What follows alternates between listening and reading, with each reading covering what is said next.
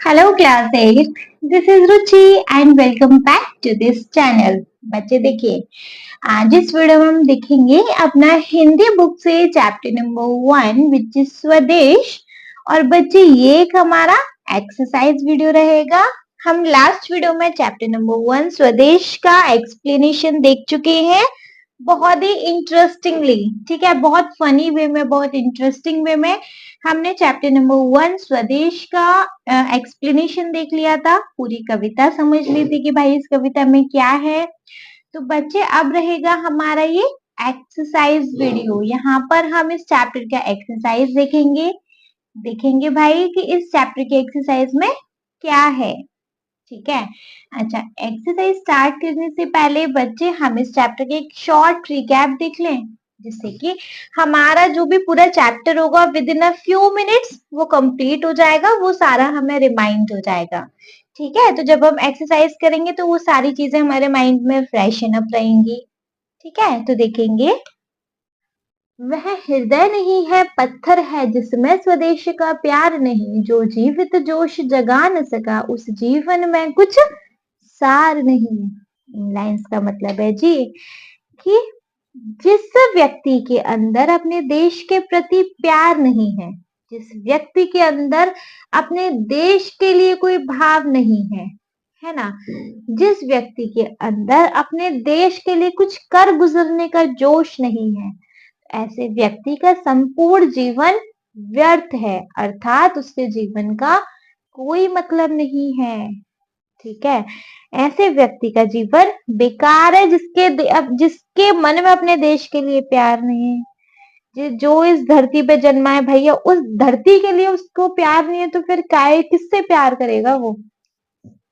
सबसे पहली माँ तो हमारी भारत माता ही है, उन्हीं से प्यार नहीं है तो फिर आप किससे प्यार करोगे, ठीक है। नेक्स्ट है, जो चल न सका संसार संग उसका होता संसार नहीं। इन लाइंस का मतलब है कि कवि कहते हैं कि जो व्यक्ति समाज, देश और दुनिया के साथ कदम से कदम मिलाकर नहीं चल सकता, अर्थात जो समाज में कोई सहयोग नहीं करता, उसके कठिन समय में भी उसका समाज साथ नहीं देता है। मतलब कि आप किसी के लिए नहीं हो तो आप उम्मीद करना छोड़ दो कि आपके लिए कोई होगा, ठीक है। आप किसी के लिए नहीं हो तो जी आपके लिए भी कोई नहीं होगा। आप अगर इस संसार के नहीं हो तो संसार भी आपका नहीं होगा। आप कठिन परिस्थिति में संसार की मदद नहीं कर रहे हो तो संसार आपकी मदद क्यों करेगा। संसार इन द सेंस कोई भी सामने वाला व्यक्ति। अगर आप किसी के लिए नहीं हो तो कोई आपके लिए भी नहीं है फिर, ठीक है। जिसने साहस को छोड़ दिया वह पहुंच सकेगा पार नहीं। दैट मीन्स जिसने अपनी साहस को त्याग दिया है, अर्थात जिसने मेहनत करना छोड़ दिया है, अपने ऊपर भरोसा करना ही छोड़ दिया है, वह कभी अपने लक्ष्यों तक नहीं पहुंच सकता, अर्थात किसी भी कार्य में सफल नहीं हो सकता, अर्थात अपने किसी भी सपने को पूरा नहीं कर सकता है। क्योंकि किसी भी लक्ष्य सपने को पूरा करने के लिए साहस, मेहनत, खुद पर भरोसा करने की आवश्यकता होती है। भैया खुद पर ही भरोसा नहीं है तो फिर किस पर भरोसा करोगे आप, है ना। इसलिए खुद पर भरोसा करना जरूरी है। जिसने हिम्मत करना छोड़ दिया उसको फिर कभी कोई लक्ष्य प्राप्त नहीं हो सकता, ठीक है। जिससे न जाति उद्धार हुआ होगा उसका उद्धार नहीं। कवि इन लाइन में कहते हैं कि जिस व्यक्ति ने जाति अर्थात मानव जाति के उद्धार अर्थात भलाई के लिए कभी कोई सहयोग नहीं किया, अर्थात कभी किसी गरीब की मदद नहीं की, किसी का भला नहीं किया, तो उसका भी कभी भला नहीं हो सकता। जो व्यक्ति कभी किसी का भला नहीं करता, ऐसे व्यक्ति का कभी भला नहीं होता, ठीक है। जो भरा नहीं है भावों से बहती जिसमें रसधार नहीं, वह हृदय नहीं है पत्थर है जिसमें स्वदेश का प्यार नहीं। देखो, जिस इंसान के अंदर, जिस व्यक्ति के हृदय में अपने राष्ट्र के प्रति भावनाएं नहीं है, मतलब कोई भी प्रेम, करुणा, सहानुभूति, कोई ऐसी चीज नहीं है जिसके अंदर प्रेम और दया की धारा नहीं बहती। मतलब जिसको किसी से प्यार नहीं, बस अपने अपने बारे में सोचता है, जिसको अपने देश से प्यार नहीं है, ऐसे इंसान का जो हृदय है वो पत्थर है। ऐसा इंसान मनुष्य कहलाने ही योग्य नहीं है, बल्कि वह पत्थर के समान है। क्लियर है? नेक्स्ट लाइन है, जिसकी मिट्टी में उगे बड़े, पाया जिसमें दाना पानी, है माता पिता बंधु जिसमें हम हैं, जिसके राजा रानी। मतलब इस धरती पर ये लाइंस कहती हैं कि जिसकी मिट्टी में, हम जिस देश की मिट्टी में बड़े हुए हैं, हमने जिस देश की मिट्टी में दाना पानी लिया है, मतलब जिस देश ने हमको अन्न दिया, जल दिया, हमारा जीवन यापन करने के लिए जो भी चीजें हमको लगी सब दिए, इस जिस देश में हमारे माता पिता रहते हैं, हमारे भाई बंधु रहते हैं, हम उस देश के नागरिक हैं, हम उस देश के राजा रानी हैं, फिर उसी का ही सम्मान नहीं है, उसी के लिए ही हमारे मन में कोई भावना नहीं है, तो फिर क्या है ना? अर्थात जिस देश की मिट्टी पर, जिस देश की धरती पर हम पले बड़े हैं, जिसने हमें अन्न जल दिया, और जिस देश ने हमारे माता पिता और भाई बंधु रहते हैं, जिस देश के हम राजा रानी हैं अर्थात नागरिक हैं, वह हमारा देश है। यह पंक्तियां देश और मातृभूमि के प्रति सम्मान की भावना को व्यक्त करती हैं। जिसने की खजाने खोले हैं, नवरत्न दिए हैं लासानी, जिस पर ज्ञानी भी मरते हैं, जिस पर है दुनिया दीवानी। देखिए इन लाइंस में मतलब है कि जिस देश की धरती ने हमारे लिए 9 रत्न जैसे खजाने खोल दिए, 9 रत्न क्या, 9 ऐसे रत्न जिनका कोई हिसाब नहीं है, जो दुनिया में किसी के पास नहीं है, वो हमें इस देश ने दिए, इस देश की धरती ने दिए, जिस पर ज्ञानी मरते हैं, जिनकी दुनिया दीवानी है। सोचो हमें इस देश की धरती ने क्या कुछ नहीं दिया, है ना? नेक्स्ट है, उस पर है नहीं पसीजा जो, क्या है वह भूखा भार नहीं। अगर वो ऐसी धरती पर भी नहीं पसीज रहा, ऐसी धरती के लिए भी उसके मन में कोई कोई कोई कोई भाव नहीं है, तो वह बच्चे एक धरती पर वजन के अलावा और कुछ नहीं है।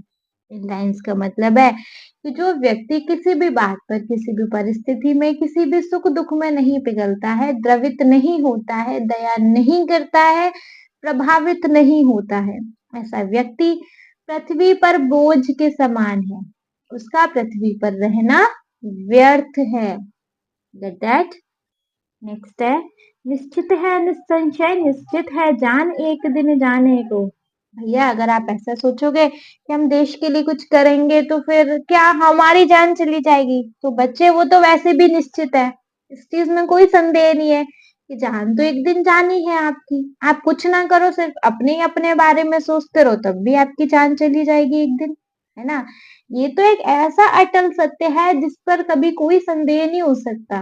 मतलब यह तो क्लियर है कि जीवन का अंत निश्चित है, हर जीवित प्राणी को एक दिन इस संसार से जाना ही है। तो जब जाना है तो कुछ अच्छा करके क्यों न जाए कि दुनिया हमको याद रखे, है ना? है काल दीप जलता हरदम जल जाना है परवानों को।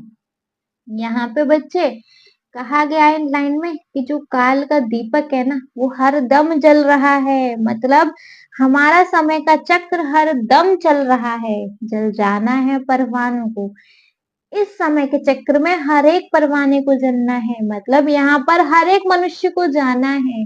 जैसे जैसे एक एक सेकंड बढ़ रही है ना, वैसे वैसे करके हमारी एक एक करके सांसें कम होती जा रही हैं, हमारा जीवन कम होता जा रहा है। तो इस जीवन के मूल्य को समझो और कुछ ऐसा कर जाओ कि दुनिया हमको याद रखे। ठीक है? सब कुछ है अपने हाथों में, क्या तोप नहीं तलवार नहीं, वह हृदय नहीं है पत्थर है जिसमें स्वदेश का प्यार नहीं। तो भैया इन लाइंस में कहा गया है कि हमारे हाथों में सब कुछ है, तोप और तलवार जैसी चीजों की जरूरत नहीं है। इन लाइंस का मतलब है कि मनुष्य के पास अपनी क्षमताओं और इच्छा शक्ति से सब कुछ करने की शक्ति है। अगर मनुष्य ठान ले तो वो क्या नहीं कर सकता, कोई चीज नहीं है दुनिया की जो नहीं कर सकता। उसे किसी बाहरी शक्ति या हथियार की आवश्यकता नहीं है, जैसे कि कोई तोप या तलवार। किसी चीज की जरूरत नहीं है मनुष्य को। अर्थात यह पंक्ति मनुष्य की आंतरिक शक्ति और आत्मविश्वास को दर्शाती है। लाइन में मनुष्य के भीतरी शक्ति का बता रही है ये, उसके आत्मविश्वास को दर्शा रही है। यह बताती है कि व्यक्ति के अपने प्रयास और दृढ़ संकल्प ही सबसे बड़ी ताकत है। अगर ठान लेना, भगवान को जमीन पे उतार देगा मनुष्य भी। वह अपने भाग्य का निर्माता खुद होता है। मनुष्य को अपनी क्षमताओं पर भरोसा रखना चाहिए और किसी भी चुनौती का सामना करने के लिए तैयार रहना चाहिए। अब भाई, मनुष्य के पास इतना सब कुछ है, मनुष्य के अंदर इतनी क्षमताएं हैं, मनुष्य को इस देश ने क्या कुछ नहीं दिया, अगर वो उसके बदले भी इस देश को प्यार नहीं दे सकता, इस देश के लिए कुछ कर नहीं सकता, इस देश के लिए अपने हृदय में राष्ट्र भक्ति नहीं जगा सकता, तो फिर उसका दिल नहीं है, वो एक पत्थर के बराबर है। क्लियर है? तो बच्चे, हमने इस ओवरऑल कविता में क्या देखा? देश के प्रति समर्पित होना सीखो। इस देश ने हमको क्या कुछ नहीं दिया, इस देश को लौटाओ, इस देश के लिए कुछ कर जाओ। ये तो भैया जिंदगी है, आज है तो कल नहीं है ना? इस जिंदगी को कब तक बचा रहे हो, किससे बचा रहे हो? कोई इस जिंदगी को नहीं बचा पाया। तो जब ये जान जानी ही है, जब ये हमारी सांसें खत्म होनी ही है, किसी अच्छे काम में खत्म ना हो, है ना? जब हमें मरना ही है तो कुछ ऐसा करके ना मरे कि दुनिया याद रखे। क्यों? मतलब सिर्फ अपना अपना अपना अपना अपना करोगे, दूसरों का नहीं करोगे तो दूसरे भी आपका नहीं करेंगे। ठीक है? ठीक है बच्चे, ये था हमारा इस चैप्टर का शॉर्ट रिकैप। ठीक है, अब क्योंकि रिकैप खत्म हो गया तो अब हम देखेंगे एक्सरसाइज। एक्सरसाइज में सबसे पहले है हमारे पास पार्ट से। ठीक है, देखेंगे। आइए अब हम सब इस कविता को थोड़ा और विस्तार से समझते हैं। नीचे दी गई गतिविधियां इस कार्य में आपकी सहायता करेंगी। नीचे बच्चे कुछ क्वेश्चन है, उनको देखेंगे। सबसे पहले है मेरी समझ से। इसमें क्या है? क वाला क्वेश्चन है, निम्नलिखित प्रश्नों के उपयुक्त उत्तर के सम्मुख तारा बनाइए। कुछ प्रश्नों के एक से अधिक उत्तर भी हो सकते हैं। देखिए बच्चे, यहाँ पे इस क्वेश्चन में क्या है? बच्चे, आपको इस क्वेश्चन में दिए हुए हैं कुछ क्वेश्चन के आपको इसमें ऑप्शन भी दिए हुए हैं। अच्छा, हो सकता है एक ऑप्शन करेक्ट हो तो आपको एक ऑप्शन पे स्टार बना देना है। हो सकता है more than one option correct हो तो आपको उस पर स्टार बना देना है। करेक्ट? समझ आ गया? चलिए, आ गया तो फिर देखें अपना फर्स्ट क्वेश्चन है, वह हृदय नहीं है पत्थर है। इस पंक्ति में हृदय के पत्थर होने से क्या तात्पर्य है? हमने एक देखा था ना, एक लाइन थी, उसमें क्या था? वह हृदय नहीं है पत्थर है, जिस दिल में देश से प्यार नहीं, कुछ ऐसे करके था ना। तो उस लाइन में क्या था कि जिस व्यक्ति को अपने देश के प्रति प्यार नहीं है, लगाव नहीं है, जिस देश के लिए उसके मन में कोई इज्जत नहीं है, तो वह दिल नहीं है पत्थर है, मतलब वह कठोर है। ठीक है, तो वह मतलब उसके दिल में कुछ नहीं है। तो यहाँ पे ऑप्शन इसमें हृदय के पत्थर होने से क्या मतलब है? सामाजिकता से। तो उसका हृदय पत्थर है, दैट मीन्स कुछ सामाजिकता से रिलेट करता है क्या उसका हृदय? नहीं। संवेदनहीनता, संवेदनहीनता मतलब संवेदनशील होता है, करुणामयी, दयामयी, दया से भरा, करुणा से भरा, और संवेदनहीनता होता है उसमें ये सारी चीजें नहीं है। ये ऑप्शन करेक्ट हो सकता है, संवेदनहीनता, ये ऑप्शन हो सकता है। ठीक है, और ऑप्शन भी चेक कर लें, हो सकता है ना इससे ज्यादा ऑप्शन भी करेक्ट हो। तो सेकंड है क्या? कठोरता से।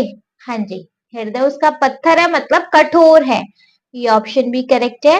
नैतिकता से, नहीं, नैतिकता का तो इसमें कोई मतलब नहीं है ना? तो यहाँ पे ऑप्शन है संवेदनहीनता से और कठोरता से। तो वह हृदय नहीं है पत्थर है, इस पंक्ति में हृदय के पत्थर होने से क्या तात्पर्य है जी? संवेदनहीनता से और कठोरता से। करेक्ट? समझ आ गया? चलिए, आ गया तो देखेंगे अपना सेकंड क्वेश्चन। सेकंड क्वेश्चन है, निम्नलिखित में से कौन सा विषय इस कविता का मुख्य भाव है? मतलब इन सारी लाइन में से कौन सा विषय, कौन सा वर्ड, कौन सा ये स्टेटमेंट जो भी दे रखा है, यह कविता का मुख्य भाव है। देश की प्रगति, पूरे इस कविता में देश की प्रगति से कुछ रिलेट है क्या इसमें? नहीं। देश के प्रति प्रेम, हाँ जी, देश के प्रति प्रेम से ये पूरी कविता मतलब रिलेट करती है। ये ऑप्शन तो करेक्ट है ही। सेकंड है देश की सुरक्षा, नहीं, ऐसा भी कुछ नहीं है इसमें। एंड देश की स्वतंत्रता, जी नहीं। तो यहाँ पे बच्चे जो ऑप्शन करेक्ट है वो है देश के प्रति प्रेम।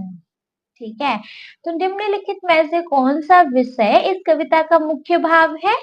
देश के प्रति प्रेम। करेक्ट, समझ आ गया? ठीक है, तो थर्ड ऑप्शन मतलब थर्ड क्वेश्चन देखेंगे। हम है जिसके राजा रानी, इस पंक्ति में हम शब्द किसके लिए आया है?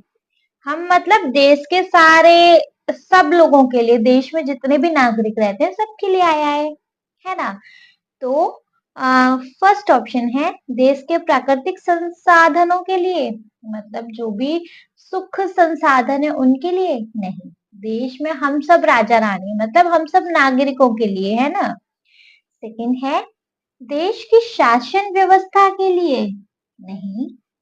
थर्ड है देश के समस्त नागरिकों के लिए, हाँ जी, देश के सारे नागरिकों के लिए।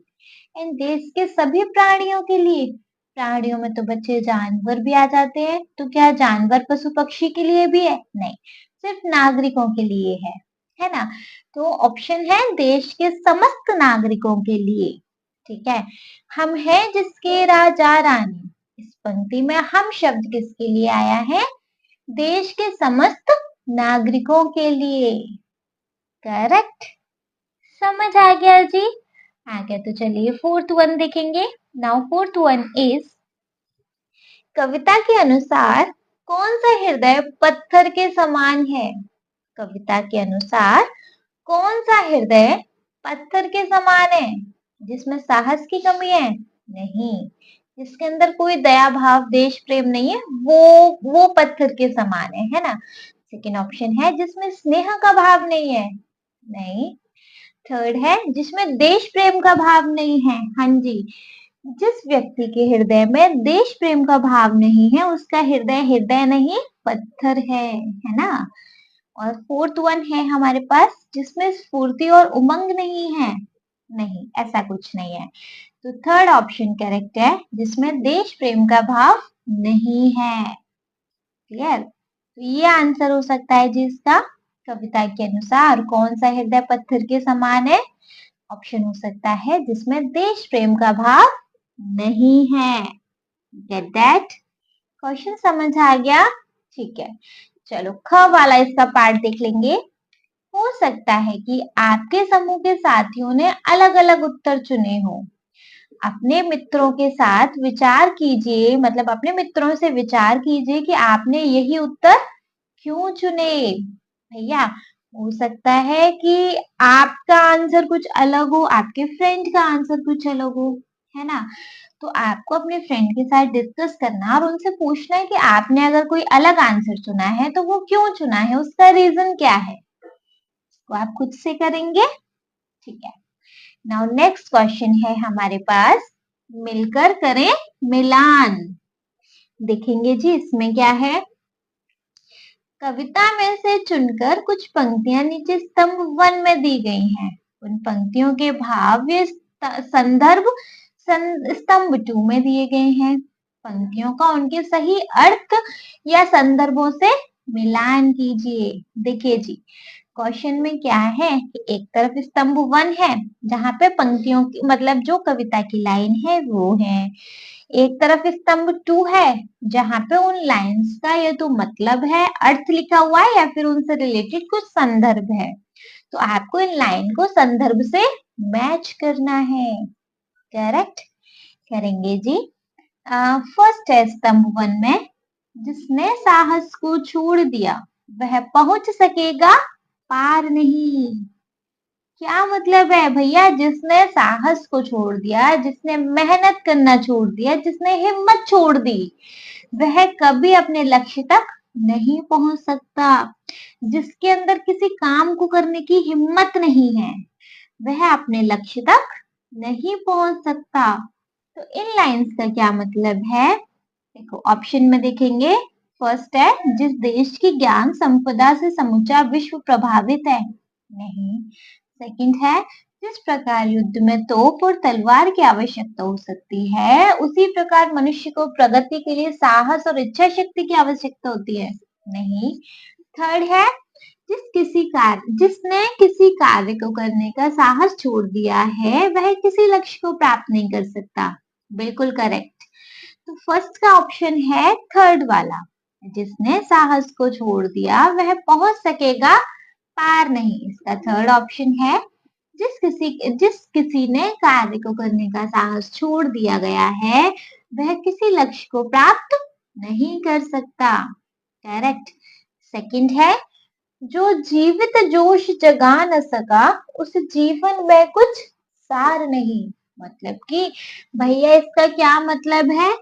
जो व्यक्ति मतलब जो किसी के अंदर जोश नहीं जगा सकता, जिसके अंदर उत्साह नहीं है किसी चीज को करने का, जो किसी के अंदर जोश नहीं जगा सकता, मतलब जो किसी को मोटिवेट नहीं कर सकता, तो उसका जीवन निष्फल है, उसका जीवन बेकार है, उसके जीवन का कोई मतलब नहीं है। सेकंड वाले का ऑप्शन देखें। देखो सेकंड वाले का आप ऑप्शन 4 चेक कीजिए।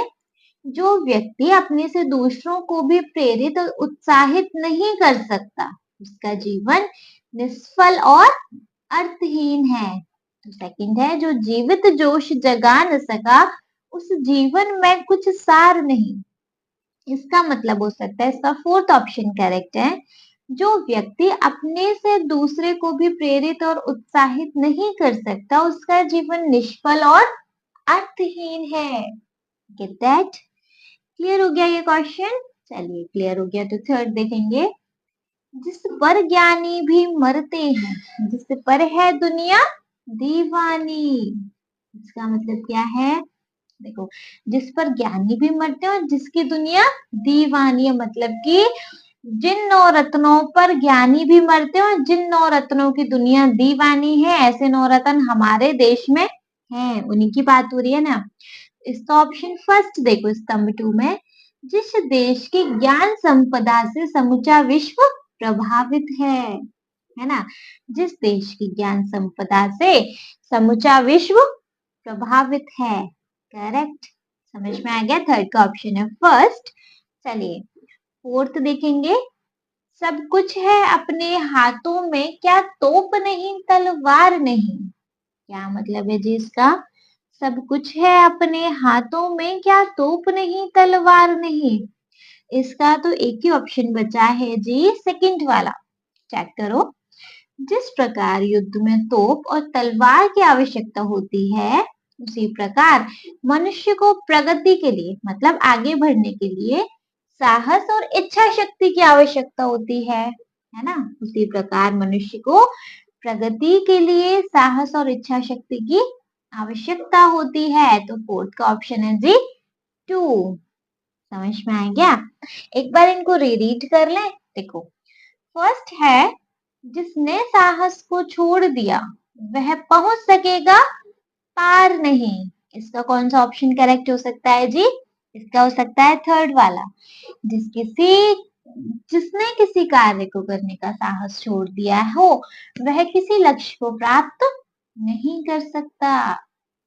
सेकंड है, जो जीवित जोश जगा न सका, उस जीवन में कुछ सार नहीं। इसका ऑप्शन है जी फोर्थ वाला। जो स्वयं के साथ ही दूसरों को भी प्रेरित और उत्साहित नहीं कर सकते, उनका जीवन निष्फल और अर्थहीन है। थर्ड वी हैव, जिस पर ज्ञानी भी मरते हैं, जिस पर है दुनिया दीवानी। थर्ड का कौन सा ऑप्शन हो जाएगा जी? थर्ड का हो जाएगा फर्स्ट वाला। जिस देश की ज्ञान संपदा से समूचा विश्व प्रभावित है ना। एंड फोर्थ वी हैव, सब कुछ है अपने हाथों में, क्या तोप नहीं तलवार नहीं। और भैया इसका लास्ट एक ही ऑप्शन बचा है 2 वाला। जिस प्रकार युद्ध में तोप और तलवार की आवश्यकता होती है, उसी प्रकार मनुष्य की प्रगति के लिए साहस और इच्छा शक्ति की आवश्यकता होती है ना। तो बच्चे ये थे हमारे क्या मिलान थे ये, ठीक है। आई होप सारे क्लियर हो गए होंगे। चलिए, अगर सारे क्लियर हो गए तो नेक्स्ट देखें अपना नेक्स्ट वी हैव पंक्तियों पर चर्चा। भैया यहाँ कुछ पंक्तियां उन पर हमें चर्चा करनी है। करेंगे तो कविता से चुनकर कुछ पंक्तियां नीचे दी गई हैं, इन्हें ध्यान पूर्वक पढ़िए और इन पर विचार कीजिए। भैया इनको ध्यान से पढ़ना है और क्या करना है, इन पर विचार करना है। करेंगे जी, क्या है आगे है, आपको इनका क्या अर्थ समझ में आया, अपने विचार अपने समूह में साझा कीजिए और लिखिए। देखो भैया इनका क्या मतलब समझ में आता है उसको लिखेंगे। क वाला है, निश्चित है निश्चय निश्चित है, जाने एक दिन जाने को है, काल दीप जलता हरदम जल जल जल जाना है परवानों को। क्या मतलब है जिसका कि भैया ये चीज निश्चित है, इस चीज में कोई संदेह नहीं है कि हमें आज नहीं तो कल चले जाना है इस दुनिया को छोड़कर। ये जो हमारा काल रूपी दीपक है ना, मतलब ये जो समय रूपी दीपक है ना, ये हर वक्त जल रहा है, मतलब हर सेकंड इसकी क्या हो रहा है, ये हर सेकंड इसकी रोशनी, मतलब तेल खत्म होता जा रहा है, ऐसे ही हर सेकंड हमारी सांस कम होती जा रही है। एक दिन हमें भी चले जाना है, ठीक है, एक दिन हमें भी भैया यहाँ पे परवानों की तरह जल जाना है, ठीक है। तो बच्चे यहाँ पे इन पंक्तियों का क्या मतलब समझ में आता है। इन पंक्तियों का मतलब है, यह पंक्तियां जीवन की नश्वरता को दिखाती हैं। नश्वरता मतलब क्या बच्चे, जो एक न एक दिन नष्ट होना है।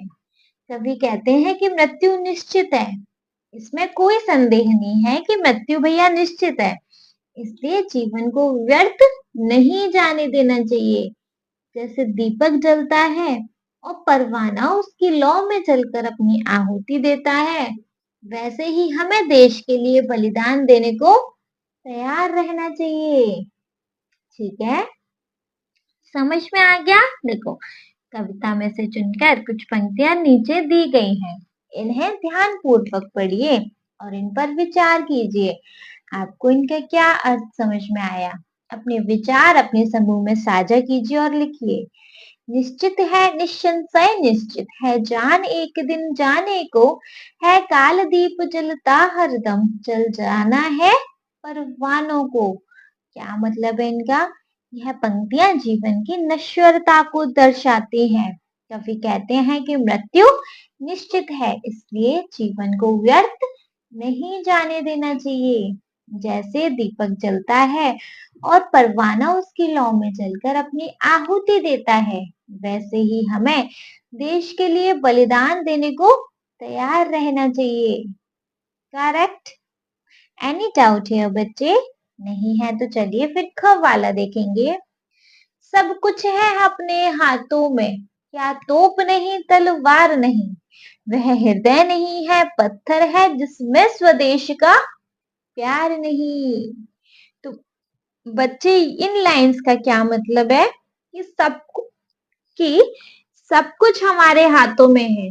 सब कुछ मतलब कि हम अपनी इच्छा शक्ति से सब कुछ कर सकते हैं, सारी शक्तियां हमारे अंदर हैं, हमें किसी तोप तलवार की जरूरत नहीं है, ठीक है।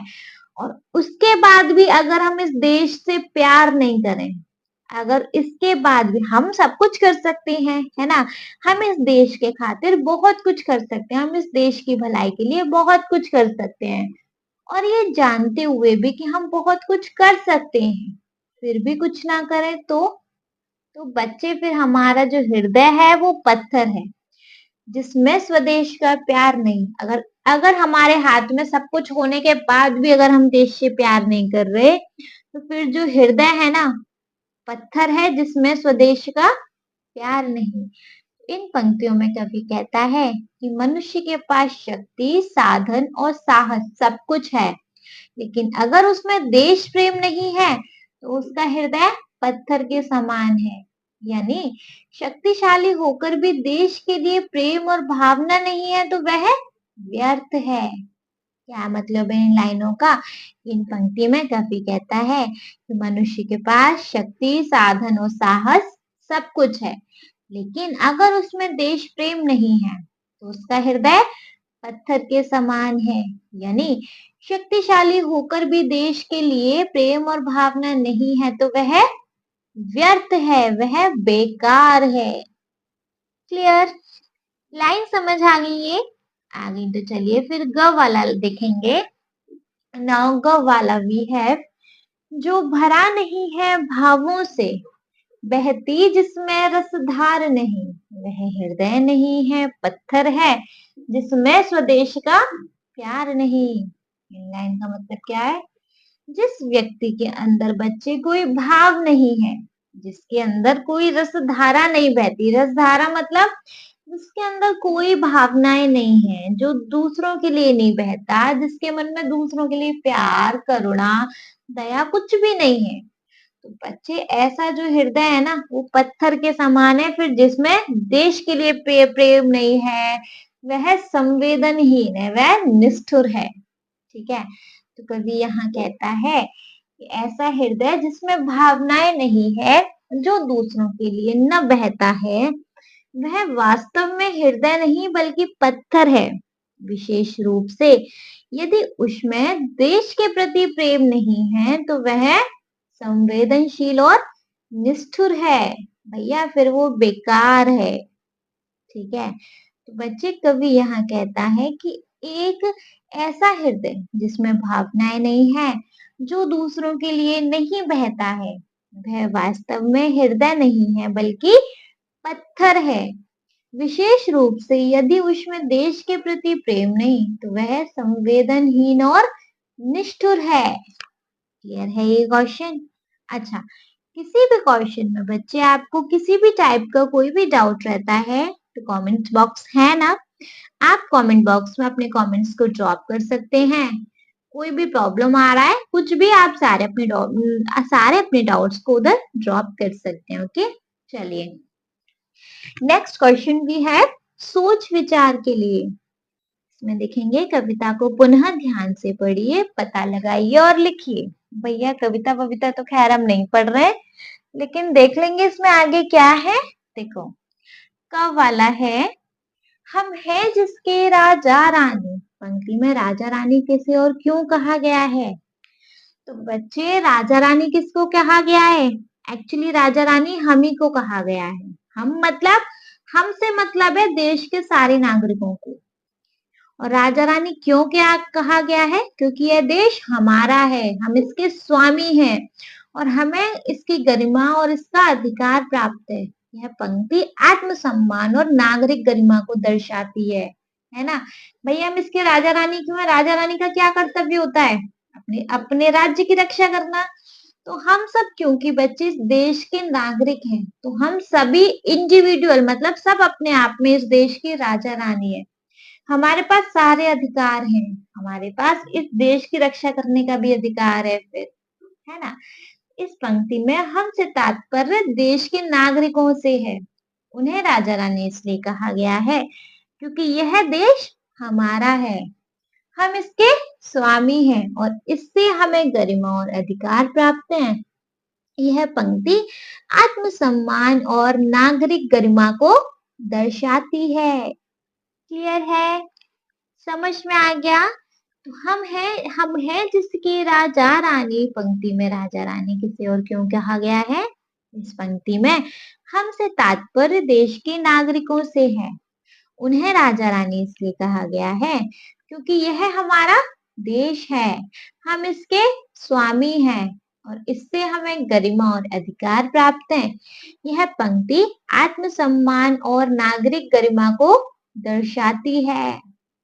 क्लियर है? एनी डाउट है? नहीं है तो ख वाला देखेंगे। नाउ ख वाला वी हैव जी, संसार संग चलने से आप क्या समझते हैं? जो व्यक्ति संसार संग नहीं चलता, संसार उसका क्यों नहीं हो पाता है? देखो, संसार के संग चलना मतलब समय के साथ और समाज के साथ आगे बढ़ना। जितने भी देश में चेंज होते जा रहे हैं उन चेंज को अपनाना और उनके प्रति जागरूक रहना, है ना। संसार के संग चलना मतलब हर चीज में कदम से कदम मिलाकर दुनिया के रहना, है ना। दुनिया कितनी आगे बढ़ती जा रही है और हमें कि पीछे ही रहे, पुरानी सोच में रहे तो गलत बात है। उसको कहते हैं संसार के संग रहना, मतलब हर जो चेंज आ रहा है दुनिया में उसको अपनाकर उसके साथ आगे बढ़ना, इसको बोलते हैं संसार के संग रहना। और भैया जो संसार संग नहीं चलता उसका संसार क्यों नहीं हो पाता है? क्योंकि अगर वो जो संसार के संग नहीं चल रहा उसकी वो पीछे छूट जाएगा, है ना। उसकी जो सोच है वही तक, ऐसे बोलते हैं ना पुराने जमाने के लोग, पुरानी सोच। तो बच्चे सोच भी एक टाइम के अकॉर्डिंग ना बदल लेनी चाहिए।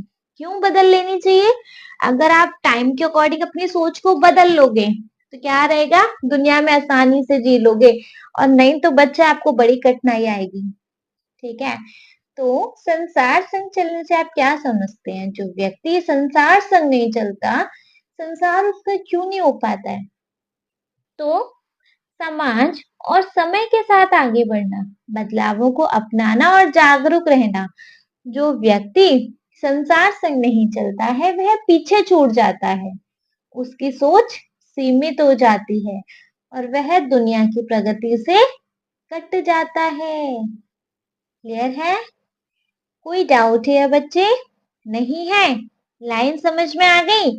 ठीक है, लाइन समझ में आ गई तो ग वाला देखेंगे। उस पर है नहीं पसीजा जो, क्या है वह भूखा भार नहीं। इस पंक्ति से आप क्या समझते हैं? भैया उस पर है नहीं पसीजा जो, किस पर? देश पर। जो अपने देश के लिए नहीं पिघल रहा, जिसमें देशभक्ति की भावना नहीं है, वह बच्चे एक बोझ के समान है धरती पर, इसके अलावा और वह कुछ नहीं है ना। तो जो व्यक्ति अपने देश के लिए नहीं पिघल रहा, उसमें देशभक्ति की भावना नहीं है, ऐसा व्यक्ति बच्चे कौन है? इस धरती पर बोझ के समान है, ठीक है। इन लाइंस का क्या मतलब है? जो व्यक्ति अपने देश के लिए नहीं पिघलता, जिसमें देशभक्ति की भावना नहीं है, वह धरती पर बोझ के समान है। कवि ऐसे लोगों को व्यर्थ और अर्थहीन बताते हैं, है ना। जो व्यक्ति अपने देश के लिए नहीं पिघलता, जिसमें देशभक्ति की भावना नहीं है, वह धरती पर बोझ समान है। और कभी ऐसे व्यक्तियों को, ऐसे लोगों को व्यर्थ और अर्थहीन बताते हैं। करेक्ट? एनी डाउट है? नहीं है तो नेक्स्ट ग वाला देखेंगे, घ वाला सॉरी। कविता में देश प्रेम के लिए बहुत सी बातें आई हैं। आप देश प्रेम से क्या समझते हैं? बताइए। भैया कविता में बहुत सारी बातें आई हैं जो देश प्रेम से रिलेट करती हैं। तो देश प्रेम का मतलब क्या है? बताइए। देखो, देश प्रेम के लिए ऐसी कौन सी बातें आई हैं? समर्पण, त्याग, ईमानदारी और कर्तव्य की भावना आई है ना। तो देश प्रेम का केवल अर्थ भावुकता नहीं है, बल्कि अपने कर्तव्यों को निभाना, देश की सेवा करना और हर संकट में देश के लिए खड़े रहना है ना। तो कविता में देश प्रेम के लिए बहुत सी बातें आई हैं। आप देश प्रेम से क्या समझते हैं? बताइए। तो देश प्रेम का अर्थ केवल भावुकता नहीं, बल्कि अपने कर्तव्यों को निभाना, देश की सेवा करना और हर संकट में देश के लिए खड़े रहना है। क्लियर है? समझ में आ गया बच्चे? आ गया तो चलिए फिर ड वाला देखेंगे। नाउ ड वाला भी है। यह रचना एक आह्वान गीत है जो हमें देश प्रेम के लिए प्रेरित और उत्साहित करती है। इस रचना की अन्य विशेषताएं ढूंढिए और लिखिए। भैया यह एक आह्वान गीत है जो हमें देश के लिए प्रेरित और उत्साहित करता है। इस रचना की अन्य विशेषता ढूंढिए और लिखिए। और कौन सी विशेषता हो सकती है? देखो, पहली क्या, यह आह्वान गीत है जो हमें प्रेरणा देता है। सेकंड क्या, इसमें देशभक्ति भावना, कर्तव्य बोध और बलिदान की भावना प्रमुख है ना। थर्ड पॉइंट क्या, यह कविता सशक्त भाषा, लयबद्ध शैली और अनुप्रास जैसे अलंकारों से सजी है ना। फोर्थ क्या, कविता में प्रतीकात्मक भाषा जैसे दीपक, परवाना, तोप, तलवार आदि का सुंदर प्रयोग किया गया है। एंड लास्ट वी हैव, मतलब इसके अलावा भी बच्चे अगर आपको और कोई पॉइंट्स याद आ रहे हो तो आप उनको मेंशन कर देना। यह रचना नैतिक बल, साहस और जागरूकता नागरिकता की प्रेरणा देती है। तो बच्चे यहाँ कौन कौन सी विशेषताएं हैं? यह एक आह्वान गीत है जो प्रेरणा देता है। सेकंड, इसमें देशभक्ति भावना, कर्तव्य बोध और बलिदान की भावना प्रमुख है। थर्ड, यह कविता सशक्त भाषा, लयबद्ध शैली और अनुप्रास जैसे अलंकारों से सजी है। फोर्थ, कवि ने प्रतीकात्मक भाषा जैसे दीपक, परवाना, तोप, तलवार आदि का सुंदर प्रयोग किया है। फिफ्थ, यह रचना नैतिक बल, साहस और जागरूकता नागरिकता को प्रेरणा देती है। क्लियर है? समझ में आ गया जी ये क्वेश्चन? इस क्वेश्चन में किसी को कोई डाउट? देखो, इस क्वेश्चन में किसी को कोई डाउट नहीं है तो नेक्स्ट क्वेश्चन पे बढ़ जाएं। Now next question we have, बच्चे अनुमान और कल्पना से देखेंगे जी इसमें क्या है। देखो, अपने समूह में चर्चा कीजिए, मतलब मिलकर चर्चा करना है और लिखना है। अपने समूह में कुछ चर्चा करनी है, लिखना है। जैसे क वाला है, जिसने की खजाने खोले हैं। किसने खजाने खोले हैं? देश की धरती ने। कौन कौन से? भैया 9 रत्न दिए इस देश की धरती ने, है ना। अनुमान अनुमान बताइए कि इस पंक्ति में किस प्रकार के खजाने की बात की गई होगी। जैसे कि इस धरती से हमें क्या क्या मिला है, इस देश से हमें क्या क्या मिला है। देखो, प्राकृतिक संसाधन तो मिले ही हैं, जैसे खनिज मिला है धरती से, जल, वन आदि प्राकृतिक संसाधन तो मिले ही हैं। ज्ञान और शिक्षा की परंपरा मिली है ना। महान व्यक्तियों की उपलब्धियां मिली हैं। कला, साहित्य, विज्ञान और इतिहास की धरोहरें मिली हैं, है ना। तो इस पंक्ति में खजाने का तात्पर्य देश की संपदा और सांस्कृतिक विरासत से है। इसमें शामिल हो सकते हैं प्राकृतिक संसाधन, मतलब खनिज, जल, वन आदि। नेक्स्ट, ज्ञान और शिक्षा की परंपरा। नेक्स्ट, महान व्यक्तियों की उपलब्धियां। नेक्स्ट, कला, साहित्य, विज्ञान और इतिहास की धरोहरें। ये सारी चीजें शामिल हो सकती हैं, बिल्कुल हो सकती हैं मैम। ठीक है, नेक्स्ट है जी ख वाला है, जिसकी मिट्टी में उगे बड़े। पंक्ति में उगे बड़े किसके लिए और क्यों कहा गया है? तो भैया उगे बड़े का प्रयोग हमारे लिए ही कहा गया है, हम नागरिकों के लिए, देशवासियों के लिए किया गया है। उगने और बढ़ने का मतलब है सभी का जन्म, पालन पोषण और विकास इस भूमि पर ही हुआ है। तो यह पंक्ति देश से हमारे गहरे संबंध और उसके ऋण को दर्शा रही है ना। तो उगे बड़े शब्द का प्रयोग हम नागरिकों या देशवासियों के लिए किया गया है, क्योंकि हम सभी का जन्म, पालन पोषण और विकास इस देश की भूमि पर ही हुआ है। यह पंक्ति देश से हमारे गहरे संबंध और ऋण को दर्शाती है। क्लियर है? समझ में आ गया? आ गया तो गवाला देखेंगे। वह हृदय नहीं है, पत्थर है। पंक्ति में हृदय के लिए पत्थर शब्द का प्रयोग क्यों किया गया है? पत्थर का मतलब क्या होता है? जिसके अंदर कोई भावना नहीं होती, जो कठोर होता है ना, और जो कुछ ना सोचता है ना करता है, तो मतलब वो भाव शून्य है, वो उसको पत्थर कहते हैं। अब यहाँ उस व्यक्ति के हृदय को पत्थर कहा गया है जो देश के लिए ना तो कुछ सोचता है ना करता है, उसका हृदय भाव शून्य है ना। तो यहाँ पत्थर का प्रयोग संवेदनहीनता और कठोरता को व्यक्त करने के लिए किया गया है। जिस व्यक्ति में देश के लिए भावनाएं नहीं है, जो देश के लिए न कुछ सोचता है न करता है, उसका हृदय भाव शून्य निष्ठुर है, इसलिए उसे पत्थर कहा गया है। मतलब यहाँ पत्थर का प्रयोग संवेदनहीनता और कठोरता को व्यक्त करने के लिए किया गया है। जिस व्यक्ति में देश के लिए भावनाएं ही नहीं है, जो देश के लिए ना कुछ सोचता है ना करता है, उसका हृदय भाव शून्य निष्ठुर है, इसीलिए उसे पत्थर कहा गया है। ओके, चलिए घ वाला देखेंगे। कल्पना कीजिए कि पत्थर आपको अपनी कथा बता रहा है। तो वह आपसे क्या-क्या बात करेगा और आप उससे क्या-क्या कहेंगे? जैसे संकेत आपको हिंट दिया है, पत्थर कह रहा है जब मैं नदी में था ना तो नदी की धारा मुझे बदलती भी थी। मतलब नदी की धार ने मुझे गोल-मटोल बना दिया, पहाड़ों से लुढ़कते हुए मुझे समय की चोटें सही। मतलब आप पत्थर से क्या कहोगे, पत्थर आपसे क्या कहेगा? ये आपका एक खुद से ओन क्वेश्चन रह सकता है बच्चे, है ना? तो यहाँ पे आप अपने मन से जो बातें समझ में आ रही हैं, आप यहाँ उन बातों को मेंशन कर सकते हैं। क्लियर है? चलिए, ड वाला देख लें। देश प्रेम की भावना देश की सुरक्षा से नहीं बल्कि संरक्षण से भी जुड़ी होती है ना? अनुमान करके बताइए कि देश के किन-किन संसाधनों या वस्तुओं आदि के संरक्षण की आवश्यकता है और क्यों? संरक्षण मतलब उनको बचाने की जरूरत है और क्यों? देश प्रेम की भावना सिर्फ देश की सुरक्षा ही नहीं बल्कि उसके संरक्षण से भी जुड़ी होती है। अनुमान करके बताइए कि देश के किन-किन संसाधनों या वस्तुओं आदि के संरक्षण की आवश्यकता है और क्यों है?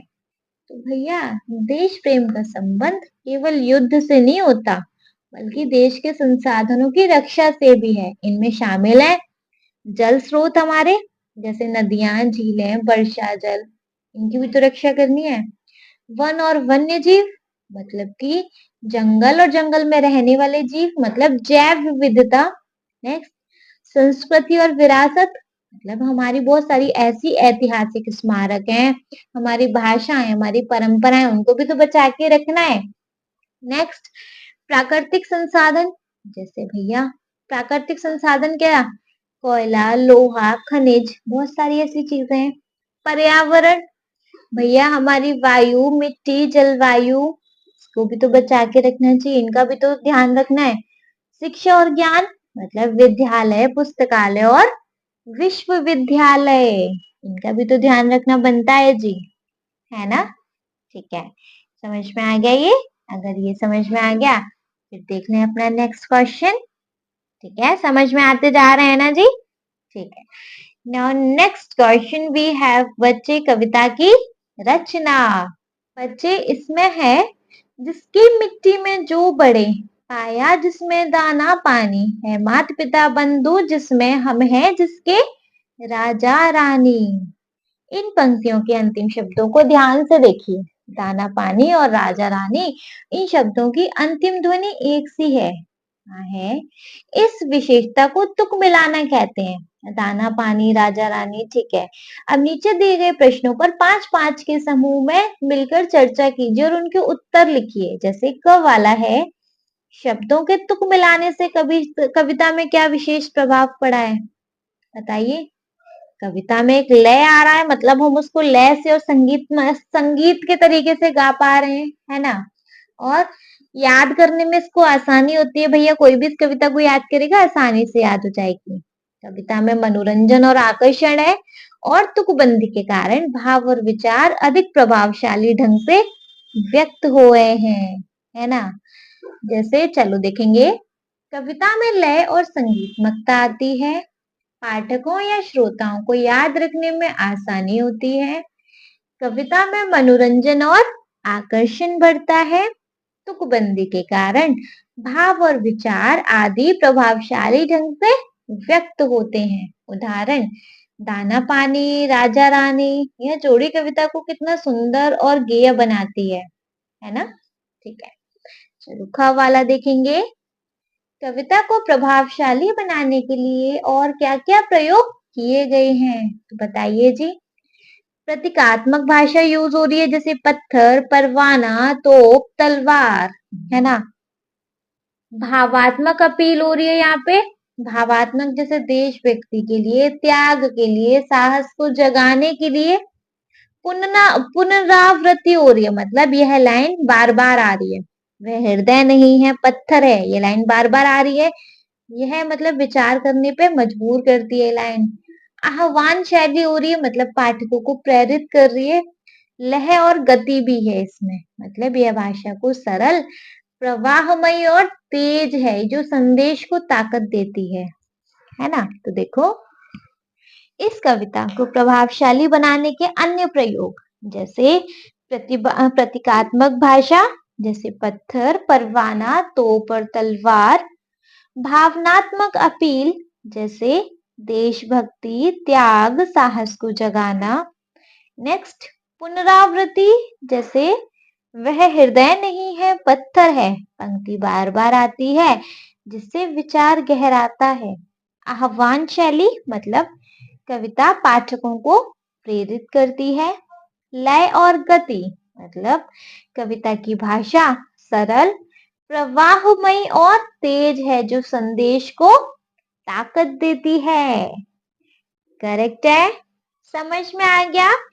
समझ में आ गया तो फिर किस बात की देरी भैया, अपना नेक्स्ट क्वेश्चन देखेंगे। आपकी कविता देश प्रेम से जुड़े विचारों को आधार बनाते हुए कविता को आगे बढ़ाई है। वह हृदय नहीं है पत्थर है जिसमें स्वदेश का प्यार नहीं। भैया इसमें क्या थोड़ा अपना एड ऑन करके आपको इस कविता को आगे बढ़ाना है। कैसे बढ़ाएंगे जी इस कविता को आगे? वह हृदय नहीं है पत्थर है जिसमें स्वदेश का प्यार नहीं। बच्चे आपका ओन क्वेश्चन रह सकता है, लेकिन यहाँ जो मैंने ऐड ऑन किया है मैं आपको वो बता रही हूँ। जो माटी का ऋण भूल गया उसको कोई अधिकार नहीं। हर सांस में गीरव गूंजे, मिट्टी हर भय हर विकार। देश प्रेम की ज्वाला जागे, अंधेरे का हो संहार। हम सब एक हैं, भारत एक है, यही हमारा अटल विचार। मिलकर गढ़े नया सवेरा, सृष्टि करे जय जयकार। बच्चे आप चाहिए तो आप इसको कुछ ओन भी बना सकते हैं, है ना? तो वह हृदय नहीं है पत्थर है जिसमें स्वदेश का प्यार नहीं। जो माटी का ऋण भूल गया उसको कोई अधिकार नहीं। हर सांस में गौरव गूंजे, मिट्टी हर भय हर विकार। देश प्रेम की ज्वाला जागे, अंधेरे का हो संहार। हम सब एक हैं, भारत एक है, यही हमारा अटल विचार। मिलकर गढ़े नया सवेरा, सृष्टि करे जय जयकार। क्लियर है? समझ में आ गया जी ये क्वेश्चन? समझ में आ गया तो चलिए फिर अपना नेक्स्ट क्वेश्चन देखेंगे। नेक्स्ट का क्वेश्चन है शब्द से जुड़े शब्द। नीचे दिए गए रिक्त स्थानों में स्वदेश से जुड़े शब्द अपने समूह में चर्चा करके लिखिए, फिर मित्रों से मिलाकर अपनी सूची बढ़ाइए। देखो स्वदेश अपना देश है ना, इससे जुड़े क्या क्या शब्द हो सकते हैं, जैसे देशभक्ति, जन्मभूमि, राष्ट्र प्रेम, बलिदान, गौरव, स्वतंत्रता, संस्कृति, धरोहर, तिरंगा, सम्मान हो सकते हैं जी। देशभक्ति, जन्मभूमि, राष्ट्र प्रेम, बलिदान, गौरव, स्वतंत्रता, संस्कृति, धरोहर, तिरंगा, सम्मान, बहुत सारे हो सकते हैं ना। ठीक है, समझ में आ गया? चलिए आ गया तो ख वाला देखेंगे जी। ख वाला है विराम चिन्हों को समझिए। विराम नहीं विराम, विराम चिन्ह है ना। जो चल न सका संसार संग, बहती जिसमें रसधार नहीं। से पाया जिसमें दाना पानी, है मात पिता बंधु जिसमें। हम हैं जिसके राजा रानी, जिससे न जाति उद्धार हुआ। ठीक है, कविता में आई हुई उपर्युक्त पंक्तियों को ध्यानपूर्वक पढ़िए। पढ़ लिया जी। इनमें कुछ शब्दों के बीच एक चिन्ह लगा है, देखो ऊपर करके डबल डबल करके कोई कॉलम कॉमास लगा है ना, अपर कॉमा जो बोलते हैं उसको लगा हुआ है, इसे योजक चिन्ह कहते हैं। योजक चिन्ह दो शब्दों में परस्पर संबंध स्पष्ट करने तथा उन्हें जोड़कर लिखने के लिए प्रयोग किया जाता है। कविता में संदर्भ के अनुसार योजक चिन्हों के स्थान पर का, की, के और में से कौन से शब्द जोड़ेंगे जिससे अर्थ स्पष्ट हो सके, लिखिए। देखो जैसे संकेत में जो चल न सका संसार संग, मतलब संसार के संग, है ना, इस तरीके से लिखेंगे। तो देखो फर्स्ट में संसार के संग, सेकंड है बहती जिसमें रसधार नहीं। रसधार मतलब रस की धार, तो बहती जिसमें रस की धार नहीं। ये जो डैश वाला वो है ना, डैश है ना, यहाँ पे हमें वर्ड देखना है कि क्या आ सकता है। नेक्स्ट है पाया जिसमें दाना पानी। दाना पानी मतलब दाना और पानी, तो दाना और पानी लिख दो या दाने का पानी लिख दो। पाया जिसमें दाना और पानी, ठीक है, या फिर दाने का पानी, ठीक है मात पिता बंधु जिसमें, तो है माता और पिता, बंधु जिसमें मतलब है माता और पिता, और बंधु जिसमें, ठीक है। नेक्स्ट है हम हैं जिसके राजा रानी। राजा रानी मतलब राजा और रानी, तो हम हैं जिसके राजा और रानी। हम हैं जिसके राजा और रानी। नेक्स्ट है जिससे न जाति उद्धार हुआ। जाति उद्धार मतलब जाति का उद्धार, तो जिससे जाति का न उद्धार हुआ, ठीक है। वर्ड्स पे एक बार बता दूं क्या हो सकते हैं। जो चल न सका संसार संग का मतलब है जो चल न सका संसार के संग। नेक्स्ट बहती जिसमें रस धार नहीं, इसका हो सकता है बहती जिसमें रस की धार नहीं। नेक्स्ट है पाया जिसमें दाना पानी, तो यह तो और आ सकता है, यह का आ सकता है, तो पाया जिसमें दाना और पानी, ठीक है। नेक्स्ट है माता पिता बंधु जिसमें, तो है माता और पिता और बंधु जिसमें। नेक्स्ट है हम है जिसके राजा रानी, तो हम है जिसके राजा और रानी। जिससे न जाति उद्धार हुआ, तो जिससे जाति का उद्धार नहीं हुआ, ठीक है। ये क्वेश्चन समझ में आ गया जी?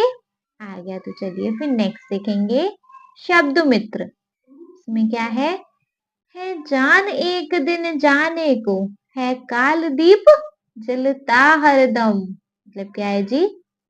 है जान एक दिन जाने को, है काल दीप जलता हरदम।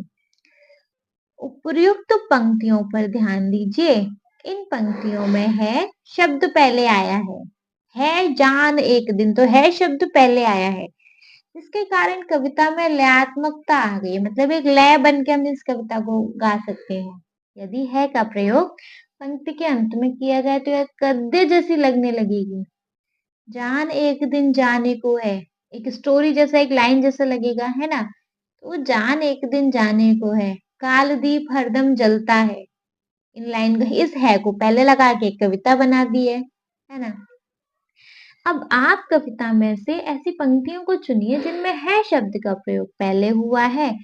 चुनी हुई पंक्तियों में शब्दों के स्थान बदलकर पुनः लिखिए। देखो आपको क्या करना है फर्स्ट में कि जिनमें है पहले आया है ना, उनको नोट डाउन करना है यहाँ पे, और उनके है को बाद में लगाना है।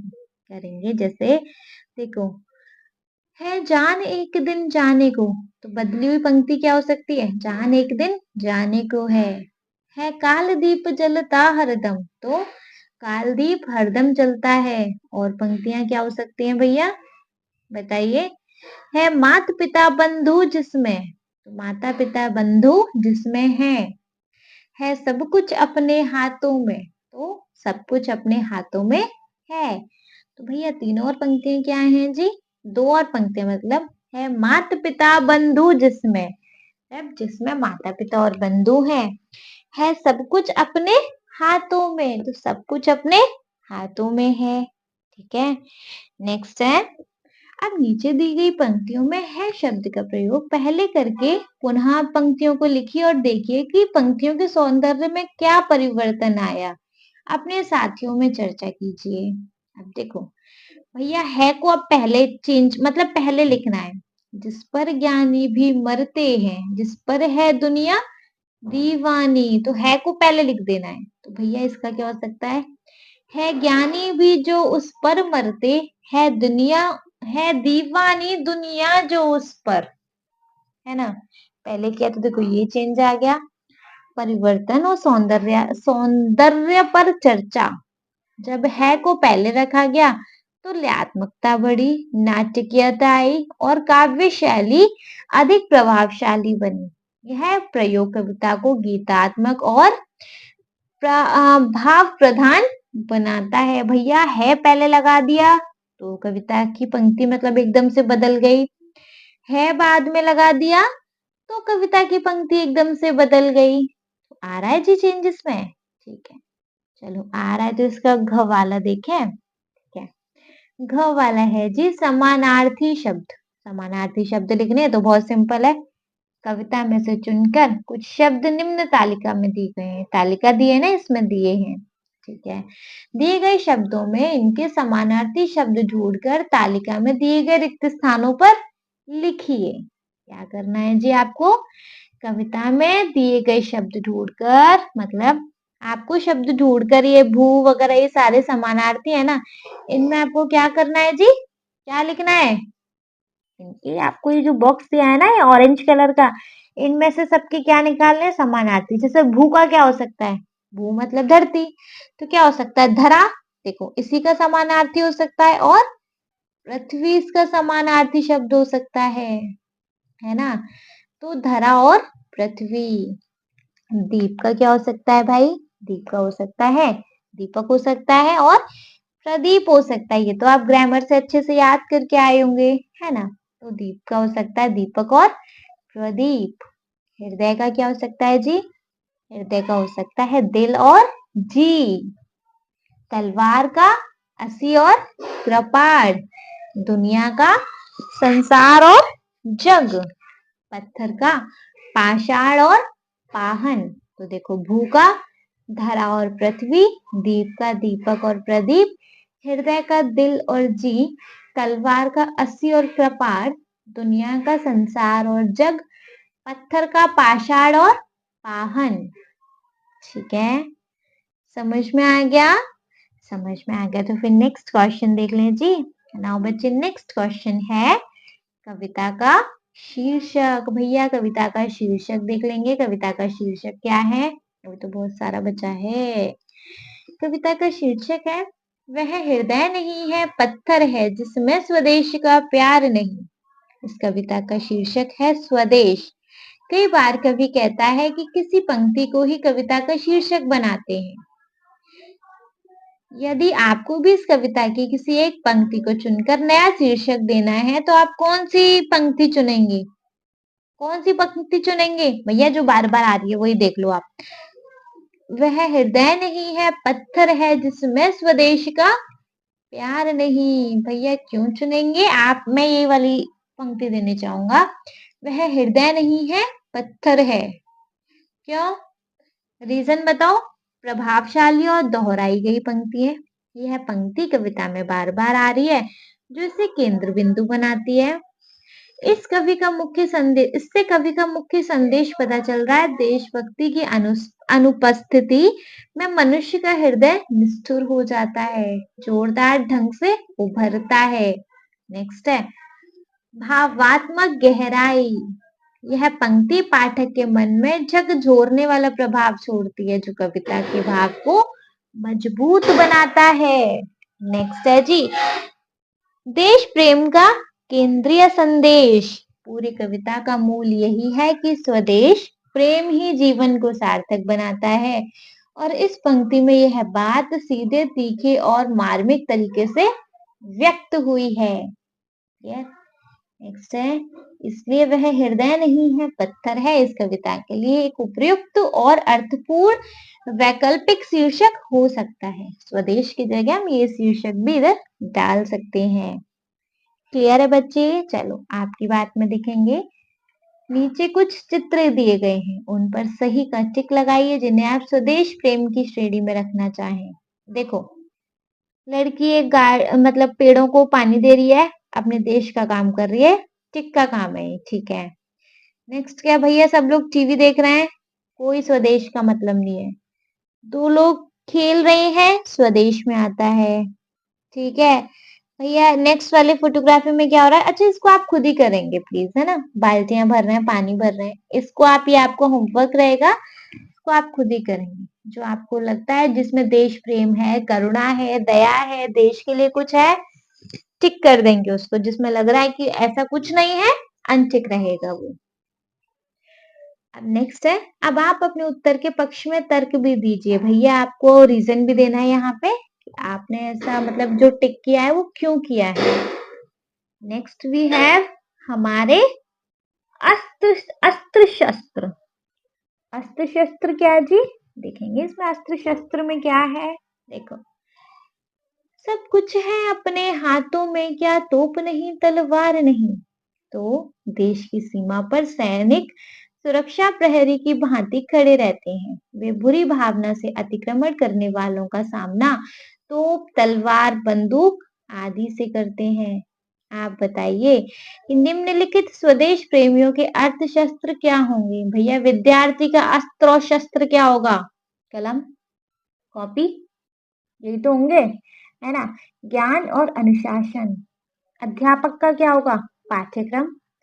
प्रेरणादायक शब्द और शिक्षा, कृषक का क्या होगा, हल हो गया, बीज हो गया, जल हो गया, परिश्रम होता है, खेती का ज्ञान। चिकित्सक का क्या हो जाएगा, स्टेथोस्कोप, औषधियां, सेवा भाव और चिकित्सा ज्ञान। ठीक है। फिफ्थ है वैज्ञानिक। वैज्ञानिक का क्या हो जाएगा जी, प्रयोगशाला, अनुसंधान, आविष्कार और परीक्षण यंत्र। भैया जिसका जो काम है वो यहाँ मेंशन करना है। श्रमिक मजदूर का क्या भैया, औजार, हथौड़ी, पसीना और मेहनत। पत्रकार का क्या जी, कलम, कैमरा, सत्य की खोज और निर्भीकता मतलब निडर। ठीक है, समझ में आ गया। ठीक है, नेक्स्ट है भैया अपनी भाषा अपने गीत। तो वाला है, कक्षा में सभी विद्यार्थी अपनी अपनी भाषा में देश प्रेम से संबंधित कविताओं और गीतों का संकलन करें। करेंगे इसको खुद भैया, हिंदी का गीत हिंदी में लिखेंगे, गुजराती मतलब इसको आपसे खुद करेंगे।